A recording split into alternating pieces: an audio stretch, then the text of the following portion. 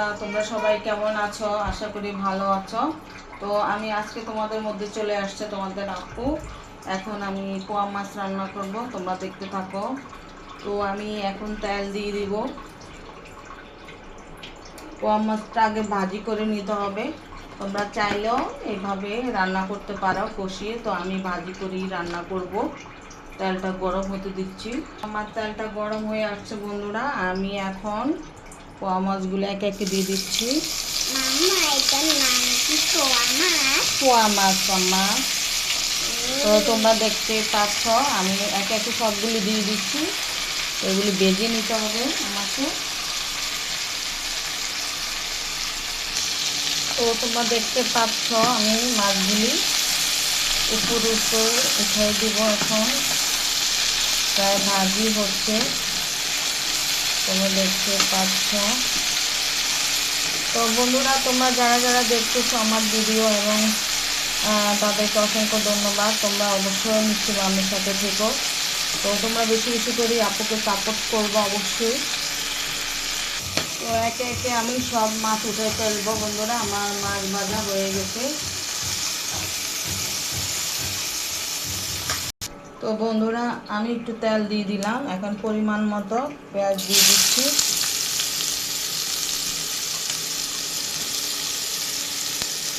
তো পরিমাণ মতো লবণ দিয়ে দিচ্ছি বন্ধুরা। পেঁয়াজটা একটু ভাজা ভাজা হয়ে আসলে রসুন বাটা আদা বাটা দিয়ে দিব। তো তোমাদের এখানে রসুন বাটা আদা বাটা দিয়ে দিচ্ছি। তো আর একটু কষিয়ে নিতে হবে।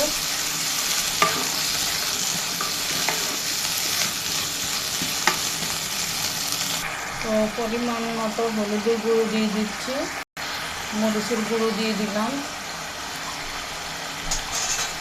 তো একটু ভালো করে কষিয়ে নিতে হবে, তারপর মাছগুলো দিয়ে দিতে হবে বন্ধুরা।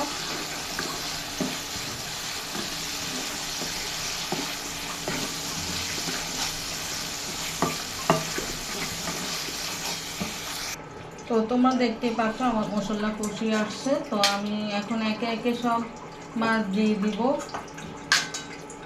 তো এখন মাছ দিয়ে দিচ্ছি। আমি একটু হালকা পানি দিয়েছিলাম আগে। তো পোয়া মাছগুলি দিয়ে দিচ্ছি বন্ধুরা। তোমরা দেখতে পাচ্ছ খুব সুন্দর একটা কালার এসেছে। তো তোমাদের যদি আমার এতটুকু ভিডিও ভালো লাগে অবশ্যই তোমরা আমাকে সাবস্ক্রাইব এবং কমেন্ট করে যাবা, আমার পাশে থাকবা। তো দেখতে পাচ্ছ আমার পোয়া মাছ হয়ে গেছে বন্ধুরা। এখন আমি সর্বশেষ যেটা করব, জিরার গুঁড়ো দিয়ে দিচ্ছি।